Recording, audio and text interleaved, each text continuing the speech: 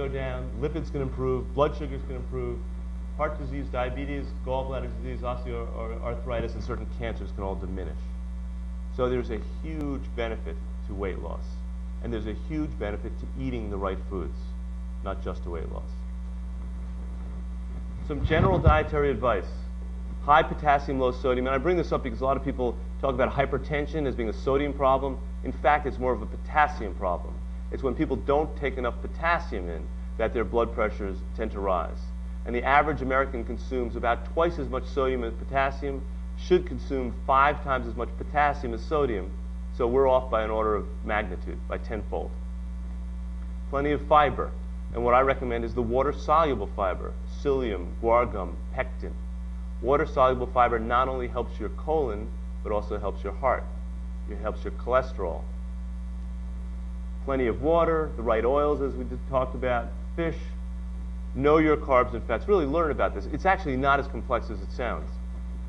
Eat nuts, and the bottom line is the hardest one, which is to eat from hunger, not from sadness or not from emotional reasons. That's the hardest for every one of us. You know, I get stressed at home. I run to the cabinet to crunch on something. All right? I'm sure most of us do that. The other thing here, the other important issue here is, as Hippocrates, I believe it was, said, make medicine your food and food your medicine.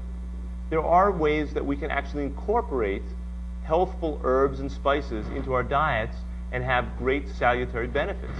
All right? Grapeseed oil I brought up raises HDL.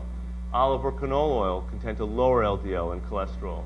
Garlic can lower your blood pressure, can lower your cholesterol. Cayenne, believe it or not, cayenne can also lower your cholesterol, and cayenne has an antiplatelet effect, so it can thin the blood a tiny little bit. All right? Turmeric also tends to thin the blood and improve cholesterol. And finally, soy. Everybody knows about soy. Soy can do a lot of things. Postmenopausally, it can do a lot of things. And it can also lower your cholesterol. If you take 25 grams or more a day of soy products, your cholesterols will fall. Another thing that I should mention when we're talking about food is green tea. Green tea has been shown to decrease, the daily consumption of green tea has been shown to decrease heart disease by somewhere around 45%. All right? It has great antioxidant capacity. There are these things called catechins, epicatechin, epigallocatechin, et cetera, et cetera. There are substances in the green tea that convey benefit, antioxidant benefit, antithrombotic. That means it stops clotting. Okay?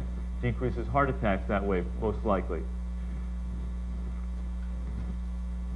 Here's one of my favorite subjects. Yes? 1 or 2 cups of tea, green tea. Alcohol. Now, I've done a good deal of research into alcohol. And I have definitely come to the understanding that alcohol is beneficial. All right? If you look at the studies, and there are plenty of studies, I mean, there are so many studies, it's amazing. If you look at the studies, it turns out that red wine is the best, specifically probably the Pinot Noirs. Okay? Now, there's a, yes? Atenolol. Absolutely. Especially if you're on atenolol. Well, it depends. If you have a condition, if you have a cardiomyopathy and get atrial fibrillation from alcohol, then you don't drink alcohol. I don't actually. I don't. The question is green tea, don't I recommend decaf? I don't think it's that necessary to have decaf. The amount of, yes?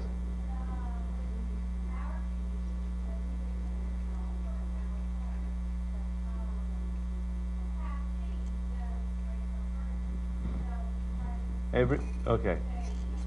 Everybody's an individual. The question is caffeine and green tea. Everyone is an individual.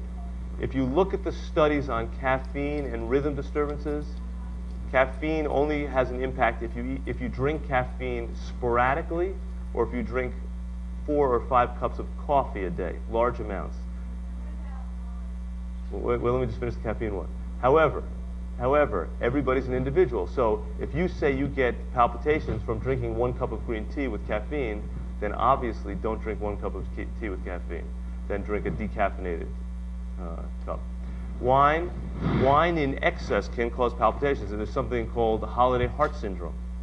Holiday heart syndrome is a situation where people develop atrial fibrillation when they binge drink on weekends or holidays.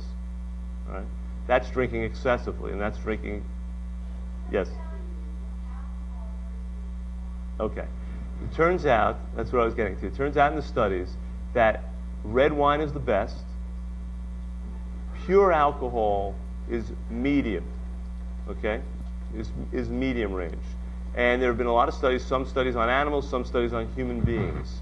But pure alcohol, spirits, does convey some benefit, but not as much as red wine. And one of the substances, I brought up the Pinot Noirs, there's a substance in the skins of grapes called resveratrol. It's a natural antifungal agent, so it's found mostly in damp, cool climates